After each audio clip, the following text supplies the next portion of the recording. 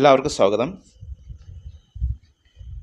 കവി, നാടകകൃത്ത്, നിരൂപകൻ, ജീവചരിത്രകാരൻ, എഡിറ്റർ എന്നീ നിലകളിൽ പ്രശസ്തനായ ഇംഗ്ലീഷ് എഴുത്തുകാരനായ ഡോക്ടർ സാമുവൽ ജോൺസനെ പറ്റിയും അദ്ദേഹത്തിൻ്റെ ചില അഭിപ്രായങ്ങളെ പറ്റിയുമാണ് ഇന്ന് സംസാരിക്കുന്നത്. ഇംഗ്ലീഷ് സാഹിത്യ ചരിത്രത്തിലെ ഏറ്റവും വിശിഷ്ട വ്യക്തി എന്നാണ് ദി ഓക്സ്ഫോർഡ് ഡിക്ഷണറി അദ്ദേഹത്തെ വിശേഷിപ്പിക്കുന്നത്. ഷേക്സ്പിയറുടെ നാടകങ്ങളുടെ ആമുഖത്തിലാണ് ജോൺസൺ തൻ്റെ വിമർശനാത്മകമായ ഉൾക്കാഴ്ചകൾ അവതരിപ്പിക്കുന്നത്. ജോൺസൻ്റെ അഭിപ്രായത്തിൽ സാഹിത്യത്തിന് ഒരു നിശ്ചിത മാതൃകയോ രൂപമോ ഇല്ല. തൻ്റെ കാലത്തെ പ്രശ്നങ്ങൾ അവതരിപ്പിക്കുവാൻ എഴുത്തുകാരൻ തയ്യാറാകണം. അങ്ങനെയുള്ള കവിക്ക് ഉയർന്ന പദവി അവകാശപ്പെടാം. ഉയർന്ന പദവി എന്ന് പറയുന്ന ഒരു വാദം ഡോക്ടർ സാമുവൽ ജോൺസൺ ഉന്നയിച്ചതാണ്. ഷേക്സ്പിയർ കഥാപാത്രങ്ങൾ സൂപ്പർ ഹീറോകളല്ല, സാധാരണക്കാരാണ്. സാധാരണ സംഭവങ്ങളെക്കുറിച്ചും വ്യക്തികളെക്കുറിച്ചും ഷേക്സ്പിയർ പൊതുഭാഷയിൽ എഴുതുന്നു. അതുകൊണ്ട് സാധാരണ ജീവിതത്തെയും വ്യക്തികളെയും ചിത്രീകരിക്കുന്ന കലാകാരന്മാർ ജോൺസൻ്റെ അഭിപ്രായത്തിൽ മികച്ച കലാകാരന്മാരാണ്. അപ്പോൾ അദ്ദേഹത്തിൻ്റെ അഭിപ്രായത്തിൽ മികച്ച കലാകാരന്മാർ ആര് എന്ന് ചോദിച്ചാൽ നമുക്കറിയാം, വ്യക്തികളെയും സാധാരണ ജീവിതത്തെയും വ്യക്തികളെയും ചിത്രീകരിക്കുന്ന കലാകാരന്മാരാണ് ജോൺസൻ്റെ അഭിപ്രായത്തിൽ മികച്ച കലാകാരന്മാർ. അദ്ദേഹത്തിന് 9 വർഷത്തെ പ്രയത്നത്തിൻ്റെ ഫലമായിട്ടാണ് ഇംഗ്ലീഷ് ഭാഷാ നിഘണ്ടു പ്രസിദ്ധീകരിച്ചത്.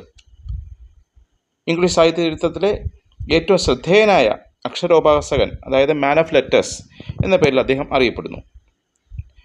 അദ്ദേഹത്തിൻ്റെ മറ്റൊരു പ്രശസ്ത കൃതിയാണ് ഏറ്റവും പ്രഗത്ഭരായ ഇംഗ്ലീഷ് കവികളുടെ ജീവിതം. മികച്ച കവി സമകാലീന ഭാഷയെയാണ് ആശ്രയിക്കേണ്ടത്. അലങ്കാര ഭാഷയും അതിപുരാതന ഭാഷയും അദ്ദേഹം വിമർശിച്ചു. മിൽട്ടൻ്റെയും തോമസ് ഗ്രേയുടെയും കാവ്യഭാഷയെ അദ്ദേഹം സംശയത്തോടെ വീക്ഷിച്ചു. ഇനി അദ്ദേഹത്തിൻ്റെ മറ്റൊരു അഭിപ്രായം അനുസരിച്ച്, അല്ലെങ്കിൽ മറ്റൊരു സങ്കല്പം അദ്ദേഹത്തിനെ പറ്റി, അദ്ദേഹം ചെറിയ ചെറിയ വരികളിലൂടെയാണ് കാവ്യസൃഷ്ടി നടത്തിയത്. അദ്ദേഹത്തിൻ്റെ ഒരു പ്രശസ്ത കാവ്യമാണ് മനുഷ്യമോഹങ്ങളുടെ സ്വാർത്ഥത. ഈ കവിത ഭാഷ കൊണ്ട് ലളിതമായിരുന്നുവെങ്കിലും ഇതിൻ്റെ ആവിഷ്കാരം അതിസങ്കീർണമായിരുന്നു. ക്രൈസ്തവ മൂല്യങ്ങളായിരുന്നു ആ കവിതയുടെ ഉള്ളടക്കം. ദൈവത്തിൻ്റെ അതിരുകളില്ലാത്ത സ്നേഹത്തെ വിവരിക്കുക ജോൺസൻ്റെ പ്രത്യേകതയായിരുന്നു. ഇനി ജോൺസൻ്റെ ജീവചരിത്രത്തെപ്പറ്റി, അതായത് ജീവചരിത്രങ്ങളെക്കുറിച്ച് ജോൺസൻ്റെ അഭിപ്രായം അത് വളരെ പ്രശസ്തമാണ്. അദ്ദേഹം ജീവചരിത്രം എങ്ങനെ ആയിരിക്കണം എന്ന കാര്യത്തിൽ കുറച്ച് നിബന്ധനകൾ പോലെ, അല്ലെങ്കിൽ കുറച്ച് അഭിപ്രായങ്ങൾ പറയുന്നുണ്ട്.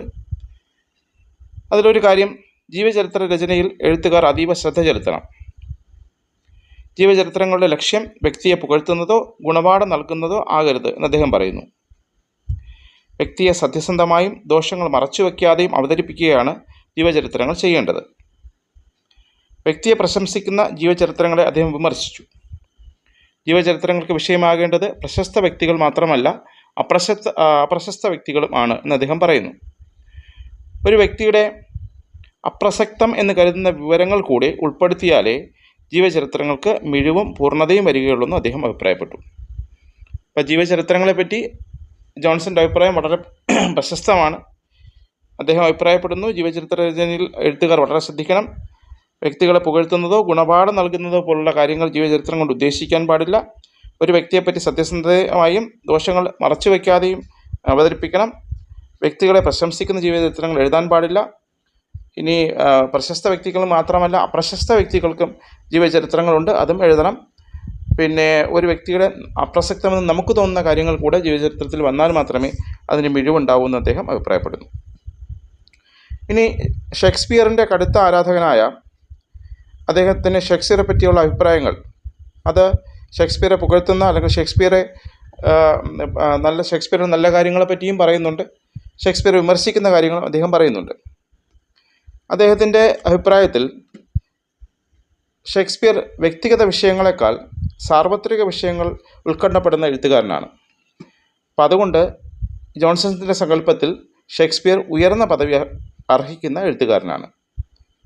അപ്പോൾ ഷേക്സ്പിയറിൻ്റെ പ്രത്യേകത സൂപ്പർ ഹീറോ കഥാപാത്രങ്ങളല്ല, വ്യക്തിഗത വിഷയങ്ങളല്ല, സാർവത്രിക വിഷയങ്ങളിലാണ് ഷേക്സ്പിയർ കൂടുതൽ ശ്രദ്ധ കേന്ദ്രീകരിച്ചിരിക്കുന്നത്. അതുകൊണ്ട് തന്നെ ഉയർന്ന പദവി, ജോൺസൺ പറയുന്ന ഉയർന്ന പദവിക്ക് അർഹൻ തന്നെയാണ് ഷേക്സ്പിയർ എന്ന് അദ്ദേഹം പറയുന്നു. ഇനി ഷേക്സ്പിയർക്ക് കലാവാസന കുറവായിരുന്നു എന്ന ഒരു അഭിപ്രായം ജോൺസൺ പ്രകടിപ്പിച്ചിട്ടുണ്ട്. ഇനി ഷേക്സ്പിയറിൻ്റെ മറ്റൊരു സ്വഭാവം എന്ന് പറഞ്ഞാൽ അദ്ദേഹം എഴുതിയ വരികൾ വെട്ടിക്കളയാൻ പതിവില്ല, ഒരു വരി പോലും വെട്ടിക്കളയുന്ന പതിവില്ല. അപ്പോൾ അതുകൊണ്ട് തന്നെ ജൂലിയസ് സീസറിലെ ഒരുപാട് വരികൾ അർത്ഥരഹിതമാണെന്ന് അദ്ദേഹം ജോൺസൺ കണ്ടെത്തി. അദ്ദേഹം ഷേക്സ്പിയറെ പറ്റി പറയാറുണ്ടായിരുന്നു, 1000 വരികളെങ്കിലും വെട്ടിക്കളഞ്ഞെങ്കിൽ നന്നായിരുന്നു എന്ന് ഷേക്സ്പിയറെ പറ്റി പറയാറുണ്ടായിരുന്നു എന്ന് പറയപ്പെടുന്നു. ഷേക്സ്പിയർ കുറച്ചുകൂടെ ചുരുക്കി എഴുതണം എന്ന അഭിപ്രായം ജോൺസൺ ഉണ്ടായിരുന്നു. പക്ഷേ ഷേക്സ്പിയർ സത്യസന്ധനും തുറന്ന സ്വതന്ത്ര പ്രകൃതിയുള്ള ആളുമായിരുന്നു എന്ന് ജോൺസൺ അഭിപ്രായപ്പെടുന്നു. ഷേക്സ്പിയർ മികച്ച ഭാവനാശാലിയും ധീരമായ ആശയങ്ങൾ പ്രകടിപ്പിക്കുന്ന ആളുമായിരുന്നു എന്നും അഭിപ്രായമുണ്ട്.